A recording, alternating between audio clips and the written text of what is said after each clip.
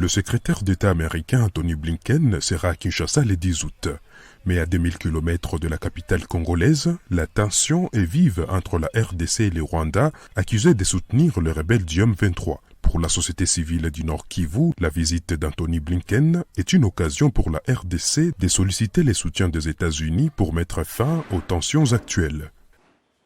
Pour nous, sa visite au Congo pourra amener les autorités, persuader les autorités à vouloir se concentrer plus sur la coopération avec les États-Unis dans le secteur de la réforme de l'armée de la République démocratique du Congo, la réforme de la police, dans le secteur de traçabilité des minéraux. Ça aussi, c'est un secteur vital pour ce pays. Mais aussi, en arrivant au Rwanda, nous pensons que le message sera clair, c'est de demander au président rwandais Paul Kagame de retirer ses hommes ici, à l'est de la République démocratique du Congo.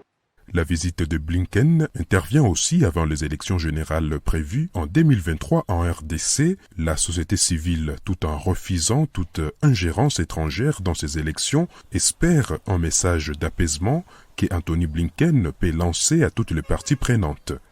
L'expérience que nous avons a démontré que le Congo est capable d'organiser ses propres élections sans recourir nécessairement à l'appui extérieur. Mais plus, c'est nous aider à parler avec les acteurs politiques en place pour que ce processus soit apaisé.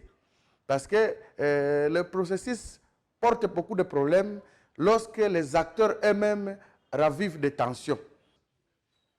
Pour sa part, la classe politique qui aurait doute que cette visite ne puisse rien produire sur les plans sécuritaires appelle les États-Unis à tenir un langage clair au Rwanda afin qu'il cesse d'attaquer le Congo. On voit les États-Unis s'engager aux côtés du peuple ukrainien.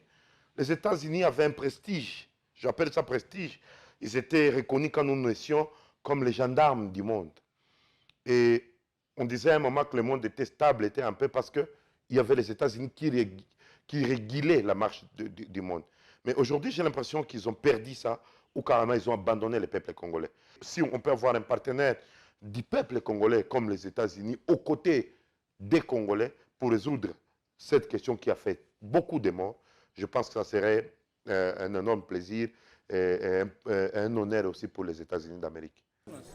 Depuis quelques mois, la RDC et le Rwanda s'accusent mutuellement de soutenir les groupes rebelles. Jusqu'ici, les tentatives de réconciliation menées par l'Angola et l'Union africaine n'ont pas réussi à faire baisser les tensions. Zanem Netizaïdi Agoma pour VOA Afrique.